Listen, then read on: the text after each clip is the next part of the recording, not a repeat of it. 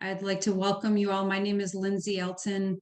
I am the Vice President of the PHIUS Chicago Board, and this is our April meetup, our monthly meetup. We meet on the third Wednesday of the month from 5 to 6. Right now we're doing our virtual sessions, but that will hopefully change and we'll get in person sometime soon. Tonight's session, we're going to bring it on home.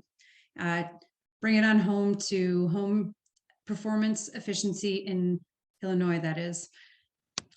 PHIUS single-family home practitioners have a good sense of how efficient they want their project to be.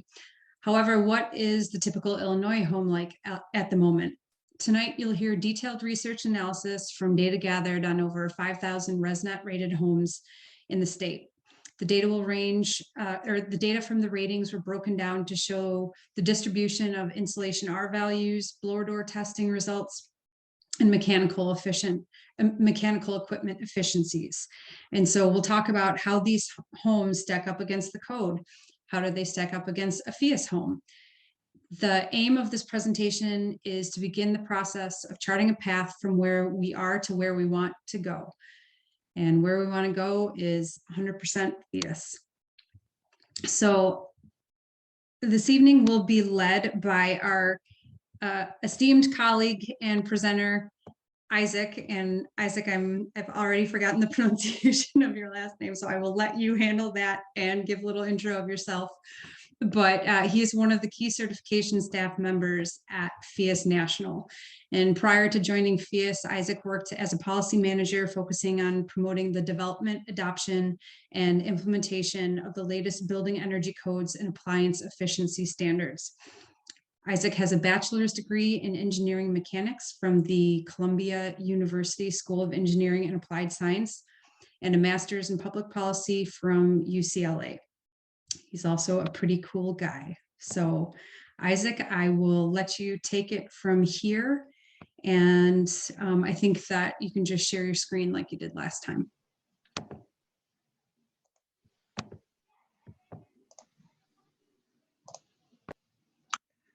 Okay, thank you, Lindsay.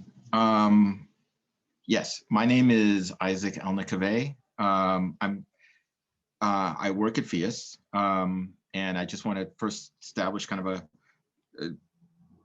a statement in that I have kind of wear two hats at PHIUS. I am on the certification staff. I am the individual who will drive you insane during the final certification phase. I usually drive raters insane, making sure that the house that has been pre-certified actually gets built as it was designed. And in my other hat, I am doing a lot of the work on policy for PHIUS, which means basically, and I will define this as well, actually, as Lindsay defined it, making PHIUS the default home when eventually, hopefully by 2030, that's kind of the aim. Having a net zero code, having that the PHIUS home be the minimum, if you will. So today I want to talk about this project that started a number of years ago. In fact, I did a presentation at PHIUS when I was still working at the Midwest Energy Efficiency Alliance. It was about, I think it was like 4 or 5 years ago, in which I did something similar to this, but I want to kind of rephrase this. Back when I did this original presentation, what I wanted to show was I was trying to get people to get excited about developing the latest model code.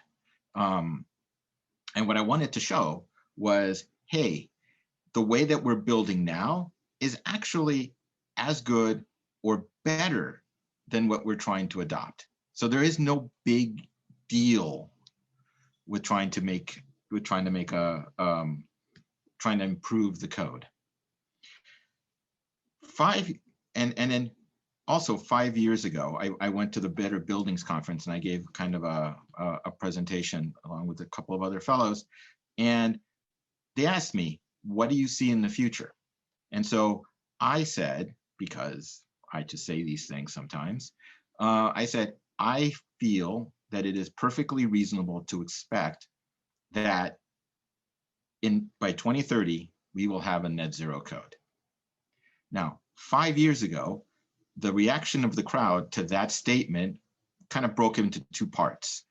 One, there were kind of chuckles, and two, there was eye rolling, depending. 5 years later, 2021, I don't think that's going to be the response. I think there is a very serious process moving towards net zero, of which PHIUS is a very important aspect of it. And so really what I want to have the discussion today is, we're going to look at what data from ResNet, basically. And we're going to see how homes have been built over between the period of 2013 and 2016. And what I want to really take from this discussion, or give in this discussion, is a sense of what we need to do to get to having PHIUS be the default home. PHIUS being the default code home. So I just want to I want everybody to think about it in those terms. So purpose, where we are in terms of the current construction, in terms of code and PHIUS 2021, and then start the discussion on how to have every home built this to PHIUS or equivalent. So the first thing I'm going to start with, I'm going to kind of compare current code, the new code that's been adopted, that's been the new model code, the 2021 IECC for residential, and what a PHIUS home typically will look like. And by the way, the PHIUS data that I've gotten here comes from our new prescriptive calculator.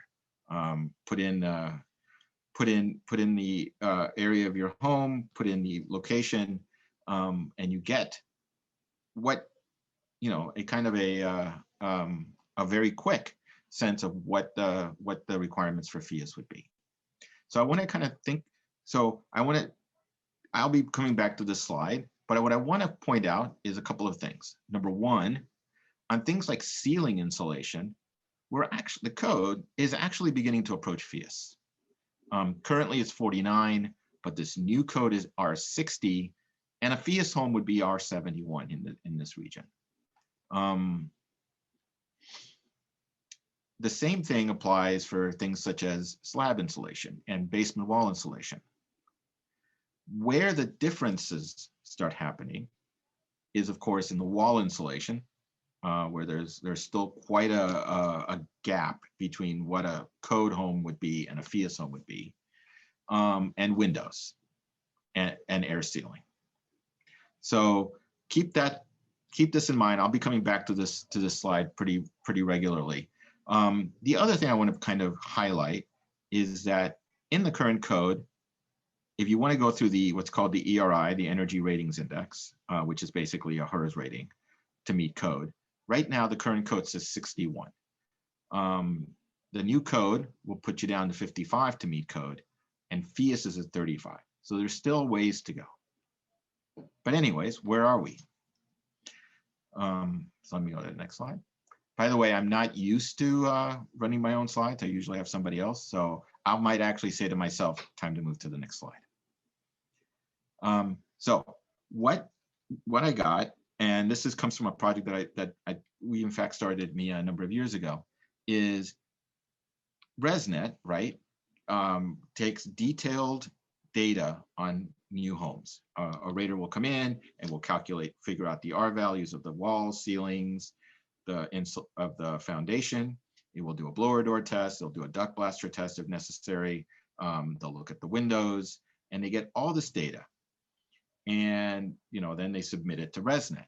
So ResNet, the company, the organization that runs HERS, has all this data put together, and they have now, for each state in the country, effectively, have broken down all their data by requirement. So you will see wall insulation, ceiling insulation, foundation insulation, etc. And they've broken it down by state, by requirement. So you'll be able to see how well homes are getting built. So by the way, if you want to, If you want to do Indiana, or if you want to do Ohio, or if you want to do New York, you can get the exact same data. We also have data for, in the office, we have data for Michigan if you are so interested. So let me begin, and you contact Ryan Mears, who's the program director at ResNet, and he's the one who can get you this information. So let me begin by saying, so here's the kind of the scope of what we're talking about. These are single family ratings, they're not multifamily. I don't want to get into that quite yet. That's for a different day. And they rated roughly, you're looking at this, you're looking over between 4,000 and 5,000 homes between the years 2013 and 2016. Now, the thing that you will notice on the next slide is that most of the ratings did not actually occur in Cook County. All the blue areas here is where the ratings occurred, which tells you that a lot of the construction, particularly for single family, was occurring outside of Cook County. I want to make a couple of caveats about this data before we get started. The first thing I want to kind of emphasize is this is not a statistical analysis.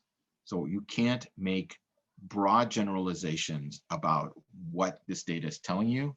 You can't say the average R value for a home is this based on this data.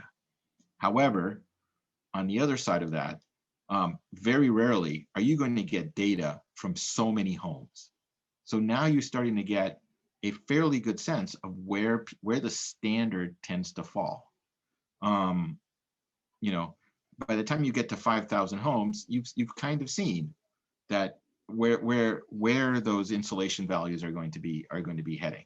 So keep that in mind. This is not statistically valid, but it is a very strong set. It'll give you a very strong sense of where things are happening and what is being done.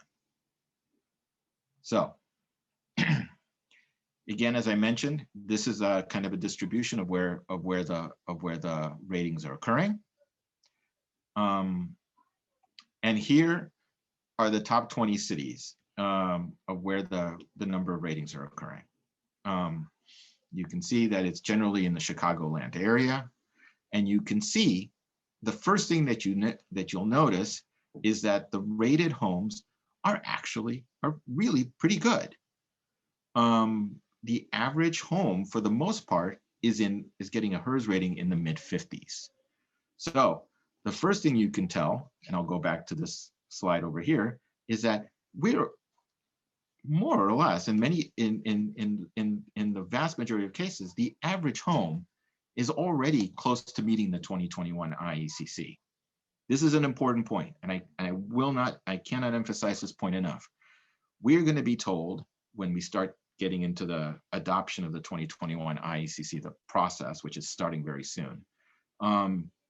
Builders are going to say, I can't make 55. That's really hard. It's going to cost me a lot of money. I can't do this, et cetera, et cetera, et cetera, et cetera. Anybody who's been involved in codes work can state these arguments almost verbatim. Okay, but the 2021 IECC is saying 55, and you can see that the average home, for the most part, and particularly if you look at Chicago, for example, the average home is already well below it. So that's a really, I want to emphasize this point. Just without even knowing what they're doing, we know that the homes are already getting built and are already pretty good, and are already going to meet the most the upcoming code. It's already going to meet the current code. But they're already going to meet the next code, and again, in some cases, they're already starting to move towards a PHIUS value. So I think I want to emphasize this point. Even from a general average perspective, homes are pretty good. They're not PHIUS, but they're pretty good. Now, what kinds of homes are getting rated? I'll point out that each of the bars here represents a different year. 2013 on the left, going through 2016. And you can see that the majority, or not the majority, but the plurality of homes are going to be 4 bedrooms. So it's a fairly, so it's also, this is also telling you that these are not huge homes that are getting, that are getting advantages in their HERS rating because they're large. These are fairly standard homes that are getting rated. For the most part, they're 3 and 4 bedroom homes. So that's, again, I'm going to keep going back and forth on this point. It's not statistically valid, but it is giving you a very, very strong snapshot of of the typical home that's getting built. Now, that said, the vast majority of the homes that are getting built are in fact over 3,000 square feet. So they are fairly large. There are not a lot of bedrooms, but they are fairly large.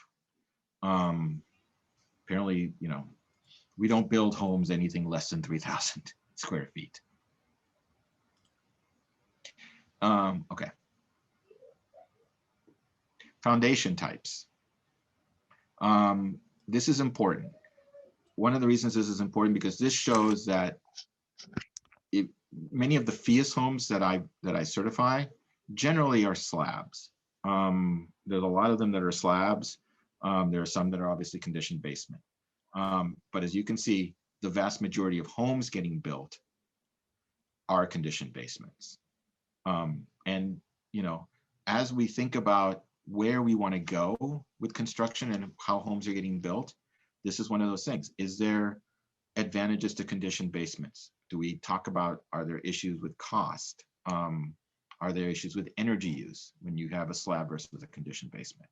These are questions you want to start thinking about as we move forward. But at the moment, builders are building conditioned basements.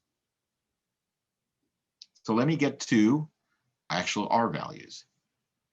So we'll start with foundations and slabs. The current code, and I'm going by the Illinois code, which is slightly less stringent than the model code, which is, I believe, the 2015 IECC right now. For foundations, foundations, when you see 15/19, it means a minimum of 15 if you're using rigid and 19 if you're using cavity. So the current code says 15, the minimum is 15 exterior, 19 cavity. CI means continuous insulation. They changed that term for 2021. So 2021 added basically a third option, 13 + 5. A PHIUS home will probably be more closely around 20. In terms of slab, the big change between the current code and the 2021 is that you have to go, instead of going down 2 feet, you have to go down 4 feet.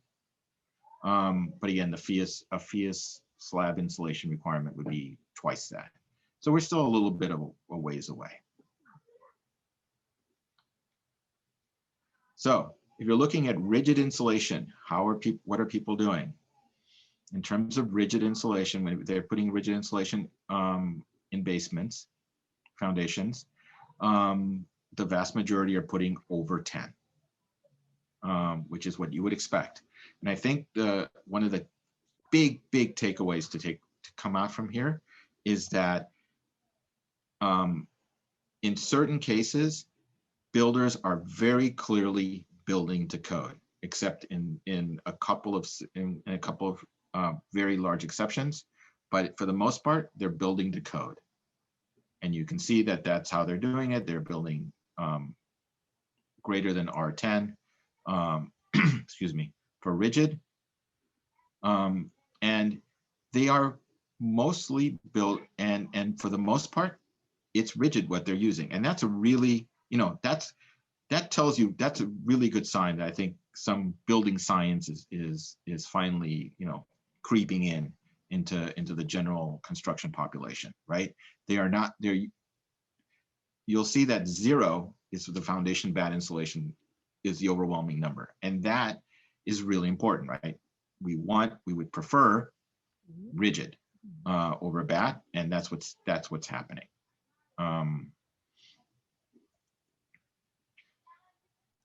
I'm going to skip above grade wall framing factor. This is not a huge issue. But I do want to talk about wall insulation. This is this is where we want to start. This is where we want to have kind of one of our big discussions here. Currently, the code says 20 or 13 plus 5. And when I say 13 plus 5, I mean cavity 13, exterior 5, or rigid exterior 5. The 2021 is going to make a very large change to this. In that you'll notice that it's now 20 plus 5, 13 plus 10, or 0 plus 15. In other words, there is no prescriptive option anymore that allows cavity insulation, or there is no prescriptive option in the 2021 that allows cavity insulation. It's going to only, cavity insulation only. If you're going to have cavity, you're going to have to add exterior insulation. Depending on how much cavity, it's roughly the same U value, but it's either 20 plus 5, 13 plus 10, or 0 plus 15. And that's kind of important because anybody who's, again, seeing a lot of homes there, I'm certifying a lot of homes from PHIUS Homes, very, very, the least cavity only options are the least used. Almost every home that I look at has exterior insulation. So this kind of code, which starts getting builders and architects and engineers more comfortable with building with exterior with rigid insulation, is all to the better. That said, it's not really all that close to what a PHIUS home would be. And as we know, 40 is kind of the rough number, and that takes a lot more. R5 is an inch of insulation. When we're looking at a PHIUS home, we're looking probably closer to 4 inches of insulation. And that in itself is going to take some time to get people comfortable with it and learning how to do it. And that's another through point that I want to really emphasize. Part of what we need to be doing is getting builders and architects used to building these much higher R values, which really is for many builders a qualitative difference in what they do. So how are people building homes? Immediately you can see that they have a fair amount, about 900 homes. About 900 homes have, which is about half. You can see that about half the homes have exterior insulation, which is a much larger percentage than what we saw, let's say, in the previous decade, where an R13 or an R20 would be the standard. We have a lot more people building, but keep in mind when the orange bar here is basically 0.1 to 5, so it's basically going to be 5. Nobody's building above 5, so people are getting used to putting in like an inch of rigid, but not any more than that. And then in terms of cavity insulation, again, you'll see that it's 20. 20 is the value you're seeing most of. Nobody's putting in, very few people, a very small percentage of people are putting in over 21. So what you're seeing is kind of a 20 plus 5. In many cases, you're looking at about a 20 plus 5 situation, which is fine. But I think we need to do better than that. But at least, again, going back to this, people are building with more. People are using rigid insulation much more often. So that's kind of the above grade wall that's the above grade wall story. Ceiling insulation. Ceiling insulation is currently at R49, 2021 pushes it up to R60, and PHIUS is R71. So this is kind of, what this is now telling you is that if something like ceiling insulation, even the code is getting close to the PHIUS value. And I think that's really something to be pretty excited over. Now, all of this said, I will add the caveat. The 2021 IECC has not been adopted by the state of Illinois yet. It's about to get, the process for adoption and for recommendations is about to get started. And I can tell you from having gone through this process multiple times that it is very rare for the, it has actually never happened that the Illinois code doesn't get weakened in some way. So it is important to note that this is what the model code is saying. It's close, it is within, you know, striking distance of the PHIUS number, but we don't know what's going to happen to that R60. And that's important because if we can keep the R60 number as part of the 2021, now you can, you know, now it becomes very reasonable to think that an R70 number eventually, or an R, you know, something R71 becomes a possible value in subsequent code adoptions. Isaac, if I could just add a little something to that, to Sure. your point about an amendment. So right now, our current code is the 2018 IECC. Illinois has the auto adopt policy so that every 3 years we adopt the new code without, as Isaac mentioned, a process of discussion and debate about what actually is going to be in the code. And I think what we've seen typically, so these are the prescriptive numbers that you're talking about, the ERI path, that's the rating. But with the prescriptive numbers, typically what we see is that the insulation levels stay the same, the performance values for the windows, but the air sealing has changed. So even when we adopted the 2012 IECC, the actual IECC was at, instead of 4 ACH here, was supposed to be at 3 ACH. However, Illinois bumped it up to 5 ACH. And it wasn't until the 2018 code that we finally got it down to 4 ACH. And PHIUS Chicago tried hard to get into that process and tried to get them to lower the blower door target to even something more aggressive, and that did not happen. so it'll be interesting to see if we actually do hit 3 ACH, if they're actually going to require it. And Lindsay, thank you for this, because when I get to the air sealing section, it's going to dovetail very nicely with what you've just said. Awesome. Happy to help. Absolutely. And by the way, people, that was not planned. But anyways, let me kind of do a quick sealing cavity. So let me just be clear, these slides, the ones with the blue top, these are resonant slides. I can't change them. They get touchy about that, but they don't make everything perfect. This is actually, I believe, the rigid insulation part of the ceiling insulation, because it's clearly looking at 11 through 20 as the majority. But if you look at the next slide, the continuous insulation, which should be the cavity insulation, again, it goes up to 40, 31 to 40. So basically what we're getting is mostly R38, close.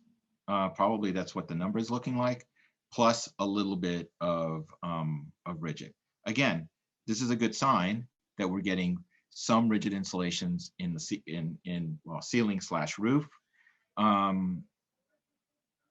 But you can see that in terms of ceiling and wall and foundation, people are building to code, and that's why it's important to be, as Lindsay just mentioned, it's important to be really involved in the code process, because what the code sets is what builders are going to build to. I'm talking about the majority of builders, you know, the vast majority of builders. So this is kind of a, the ceiling insulation is got that. Resident put this in, and I don't really, you know, what you can see here is that nobody puts in a radiant barrier in Illinois, which is probably a good thing. Windows. Here is another spot where we have to do a fair amount of thinking, and we will, and how we want to approach this. The current code has a U factor requirement of 0.30. The 2021 leaves it at 0.30, but PHIUS, a PHIUS home, as everybody's worked on one, it's going to be about half of that. These are double pane windows. These are triple pane windows. And you know, how we get from here to here is going to be one of the key aspects of how we get codes and ultimately making PHIUS the default home. How we get from here to here is one of the big challenges. Solar heat gain, really there's no requirement in PHIUS, and then right now there's a 0.40 requirement in the 2021. Now, keep in mind, and it's really important, that the code makes really no comments on things like orientation. I mean, not a lot on shading. Some of the issues that PHIUS practitioners use to really improve the heating loads, the cooling loads, etc., are not really spoken by the codes. But that said, we have something of a gap that we have to meet. So again, builders are building to the code in Windows. The majority are right between this 0.26 and this 0.30 number. Some people are being even lazier and going to 0.3, you know, going a little higher. I'm sure that those are the performance folks who are finding other ways of performance folks who make up the loss of energy because you're using a 0.32 or a 0.35 window in other ways, but nobody's putting in anything better than a 0.26, and I'm fairly sure that the mass majority of these are closer to 0.29 and 0.30. So window U factor, so window performance is a big factor in what we have to deal with. Window SHGC, I think that's, again, it's basically between 0.26 and 0.30. I want to get to air sealing, which is what Lindsay was talking about. And this is where a lot of the improvements and a lot of what we can get done is really located. Now, as Lindsay mentioned, when we adopted the 2012 originally, the 2012 model code had it at 3 ACH 50. Everybody saw the 3 ACH 50 number. They all freaked out. Everybody on the codes committee freaked out. And eventually we had to give in and go back to 5 ACH 50. After a lot of work, we got them to go to 4 ACH 50. And Lindsay mentioned the work that this chapter has worked on. Keep in mind that a PHIUS home is going to be, 0.6 to roughly 0.6 to 1 ACH 50. We don't even use ACH 50. I tried to do a kind of a quick and dirty conversion from CFM per feet squared, but that's roughly what it comes out to be, 0.6 to 1. So people doing air sealing feel like they can't, that, you know, the code people who are doing this decision think that 4 ACH 50 and 3 ACH 50 are crazy numbers. However, that's not what builders think. Builders can build to 3 ACH 50 and better the majority of the time. And that tells you something right then and there. And we all know why, right?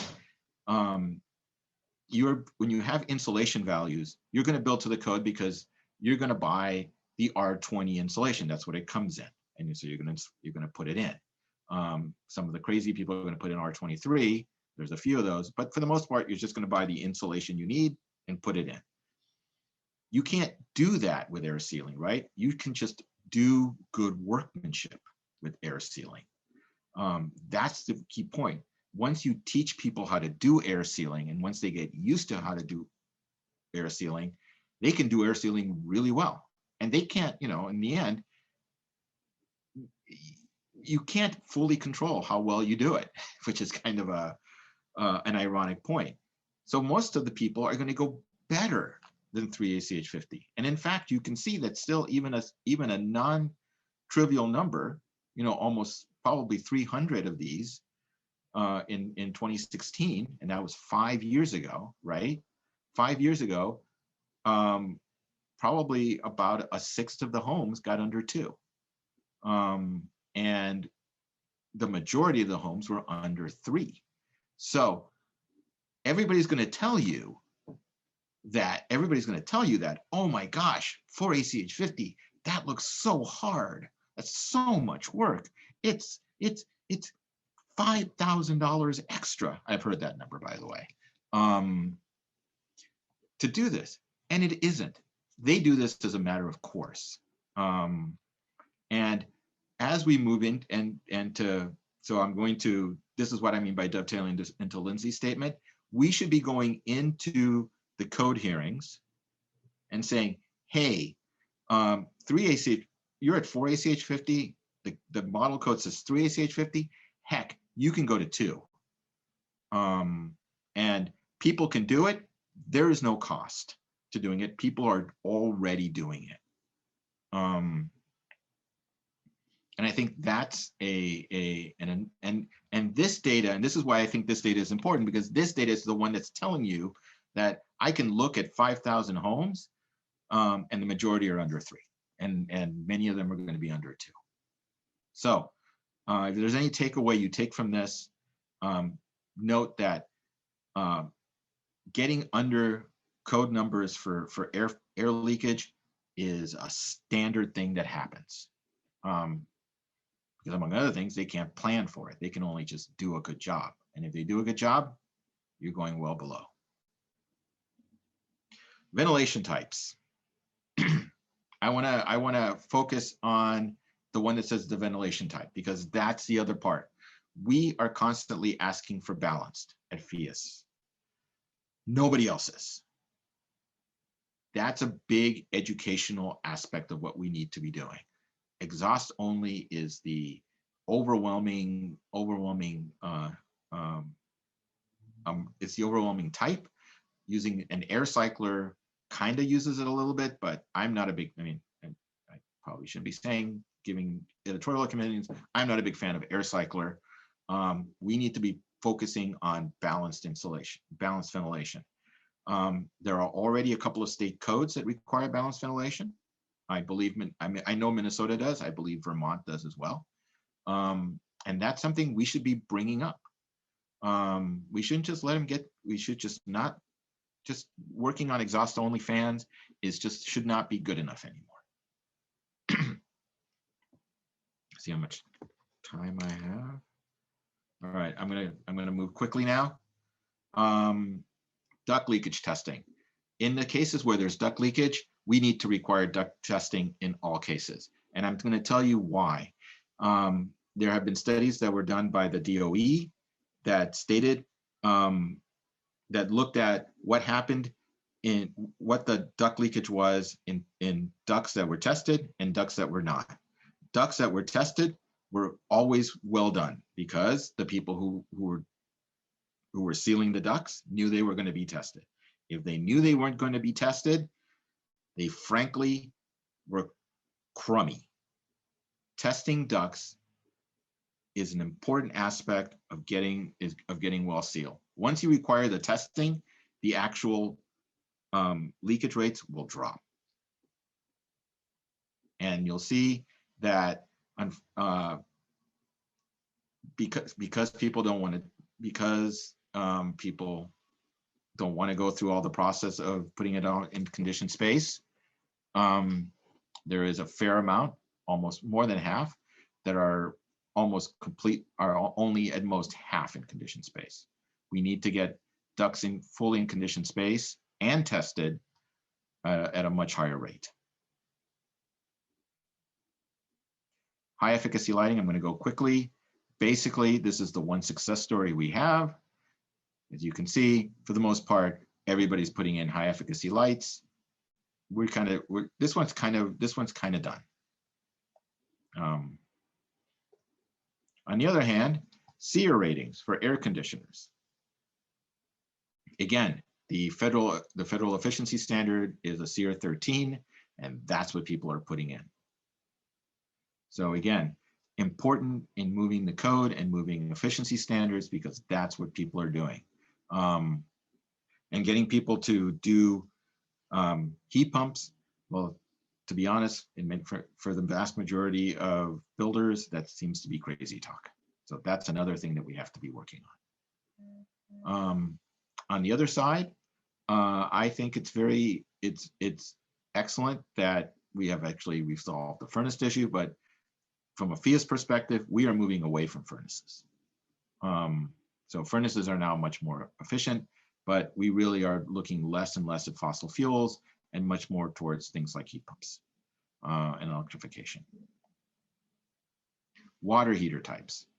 I'm going to go to if you look at the water heater type here on the upper right, you will see that natural gas completely dominates, and electric. And by the way, that electric really is electric resistance. It is not a heat pump water heater. If you were to look at the heat pump water heater, you would not see the bar.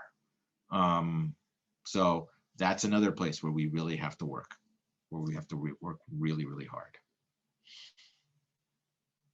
So that kind of gives you a snapshot of where we are with respect to the code, with respect to PHIUS, and with respect to what's actually getting built. I think there's a lot of good news in here. People really are building to the code. The code is very, very important. And in some cases, like ceiling insulations and even air sealing, we are beginning to move in the direction of what a PHIUS home looks like. But we do have a long way to go with things like windows and wall insulation. And so as we're thinking through our strategies for how we want to do these, for how we want to move the code forward, and how we want to move building construction in general, we need to know that wall insulation, windows, balanced ventilation are really, and heat pump water heaters are really places where we really need to focus, I think. So 2 final items, and this came up over the last couple of days. For all of you who have heard, I'm sure it's been put out. I'm going to skip this slide and go to the next one and then come back to this one. The Illinois Capital Development Board is forming its IECC committee to discuss the 2021 IECC. It is applications or you're showing your interest is due on April 30th. They are looking for 4 people, but two of the slots that they have opened are for an architect and a mechanical engineer. Having someone with a PHIUS background would be awesome. And I'm including the website to go to. But if you want more information, please email me or email Lindsay, and then Lindsay can forward it to me, and I'll connect you with what you need to do. It is really important. This committee does not make the final decision, but their recommendations really carry an enormous amount of weight of what the code is going to look like. And there's going to be people here who are not terribly friendly to energy efficiency. So we need strong voices going in here. So this is due on April 30th. And then I'm going to go to the next one, which is sorry, Isaac, before you go to this, do you know what the other 2 slots are? Is it just kind of committee members at large? Commercial, no, it's a commercial contract. I think it's a commercial contractor and a local code official. Okay, thank you. So The other one, and you may have heard about this, and certainly this was in the news to all the energy efficient nerds all around, is that the IECC, the International Code Council, has changed the way that they will update their code. In the old days, they had basically voting by local government officials on amendments after a long process. And now they have changed this. They have established what is basically an ASHRAE type of development committee. There is a residential committee and a commercial committee that's going to be basically looking at it. They're going to be receiving amendments, including they're both going to be taking amendments from the outside as well as submitting their own amendments. Members of these committees are, and then they're going to be deciding what gets into the model code. So the 2024 will be controlled, basically amendments to the 2024 will be mostly controlled by a residential development committee and a commercial development committee. There will be 30 people on each of these committees, and they are going to be a third, they're going to be local government officials, so there's 10, and then there is 8, in the other 20 slots, there is going to be room for architects, engineers, raters,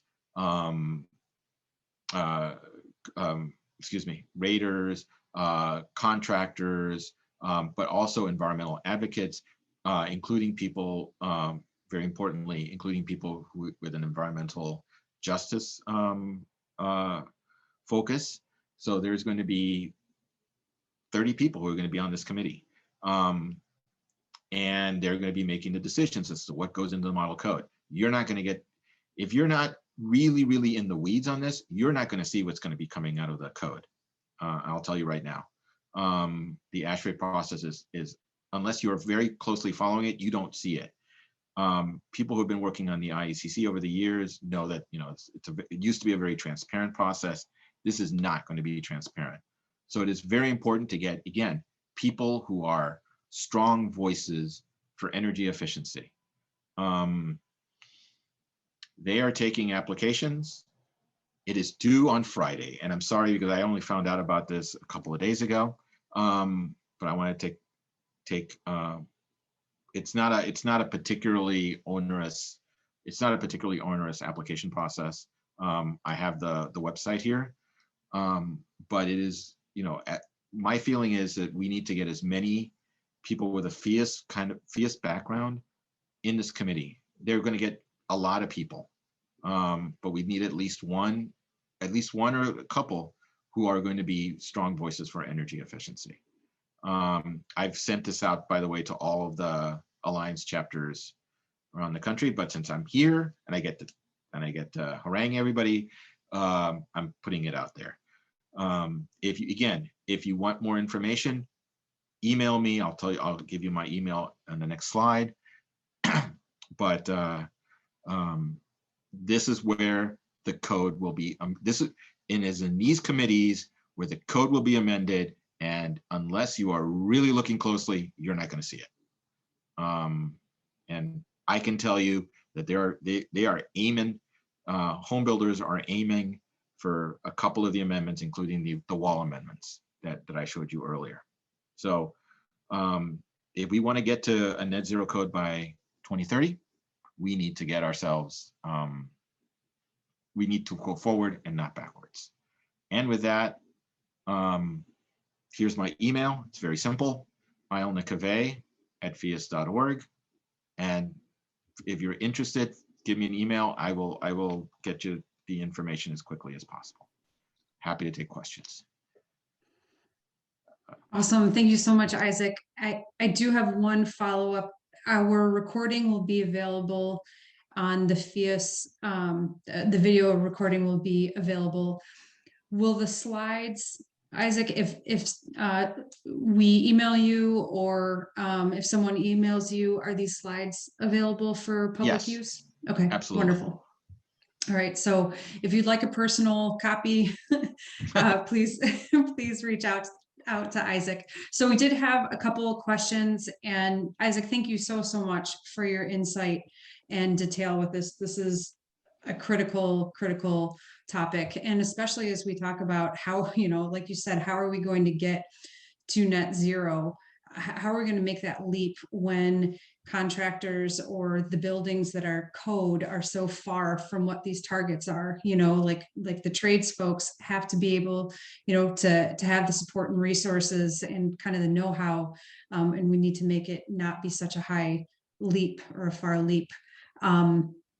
So I wanted to go into some of the questions. Pete had asked about the definition of a ceiling when we were talking about ceiling insulation. I believe I'm interpreting this correctly, as are the insulation levels the same for cathedral versus an open attic? Yes. And yes, if you're going the prescriptive path, you do have to follow the prescriptive requirements. If you're doing a performance path compliance, you can cut down on those levels. But if you are using the prescriptive path, you will need to follow it. There are some allowances. I think it's for like a heel truss, where you can go down to R38, but overall you need to be at R49. Right, and just as a follow-up in what she's talking about in terms of the heel, non-raised heel trusses, if you were to go to R60, the code now will allow you to go to R49 at the edges. So you can make that, but yes, it's the same requirement for cathedral versus flat. Awesome. We had a question about an air cycler system. If you want to, I can field that, or if you want you to. Feel free to. I am not an expert on the air cycler system. Sure. So the air cycler systems that we've seen, there's an actual air cycler manufacturer, but typically what the general process is you've got a continuously running bath fan, or potentially not a continuously running bath fan. You've got a bath fan that's set on a timer. And when that exhausts to provide ventilation, you also have a damper that's ducted into your return, which supplies your makeup air essentially for that. So it's a semi-balanced system in that you're exhausting and supplying at the same time, but it doesn't work in the same way that an ERV or an HRV or a truly balanced system works. So, but there are air cycler systems. We see it on the projects, on the single family home projects that we've worked on. And one, Isaac, for you from John, and John, I'm horrible at last names, so I'm just going to read this question, but he was wondering if there are any follow-ups as to how the homes that you've presented on, how they're doing 5 or 10 years out. And I know that the data that we were looking at the earliest was 2013, but do we have any follow-up on how they're performing? You mean in actual energy use? Is that what they're referring to? So he had mentioned as we increased thermal resistance and air tightness, the energy that would dry wet. Or John, do you want to? I'm really speaking about durability. Okay. Oh, okay. So as we're using more moisture sensitive materials against membranes and things that will be here forever, and we're dropping the amount of energy because we all want to do that. The risks, if it's not done right, become very high. So it's great that we're moving in this direction. But then how, is there any mechanism to follow up how these buildings, how their durability is doing 5-10 years from now? The house falls down, that's not very energy efficient. Right. Well, I don't think there's any, I haven't seen of any specific long-term studies. I will tell you, however, that the IECC is part of the I family of codes, excuse me for the branding term. And obviously a single family home would actually also have to follow the International Residential Code. And International Residential Code does have very specific requirements for things such as moisture and keeping and dealing with issues such as vapor drive and the like. So the IRC does have requirements that are concurrent or complementary to these. I will tell you that from a PHIUS perspective, and that's where I think it really becomes important, we are fanatical about the hydrothermal issues are very, very energy efficient. We have very specific rules in terms of how much exterior insulation compared to how much interior insulation. Lindsay knows how much, how much we cover in terms of you have to get your ratios correct. You have to get your materials in the right place. That is actually the thing that we probably more so than just getting the right R value. We are looking at how the walls and the ceilings and the assemblies will perform, to the point where in certain cases when we're not certain, we will run hydrothermal analyses as part of our overall analysis. So at the moment, we have not heard of any PHIUS homes, certainly, that have had any issues over time in terms of moisture, because again, we are very, very we have very, very specific rules, and probably the thing that if there's anything that both in the pre-certification process and the design process and in the final certification process we are looking at, and we really make designers and builders get right, is the moisture issue. And that, by the way, includes, and to give you another sense, the reason we require U factors as low as we do for windows, part of it is to deal with the condensation issue. So we are thinking about condensation for all the assemblies and all the components. Thank you, Isaac. And I think that kind of wraps it up for us. I will add to that point too. One of the ways that PHIUS helps mitigate the moisture issue is with air sealing and having such a tight envelope, because air leakage brings with it so much water that by having a tighter envelope, you are also reducing the amount of water that you're introducing to the building. Yeah, and just to be clear, just to add, the level of air sealing that we require is more based on dealing with the moisture issue, more so than even the energy issue. All right, well, that will do it for us. Isaac, thank you so much on behalf of everyone. We greatly appreciate your time and your insights on this. Team, all of us, you've got Isaac's information here. Please feel free to reach out to him. Please join us next month and in the months to come. We've got some great content, and we really want to to get everyone involved as much as possible and really work together towards our net zero goals and our passive house goals. So thank you again. We look forward to talking to you soon, and have a wonderful, wonderful night. Take care. Thank you. Bye.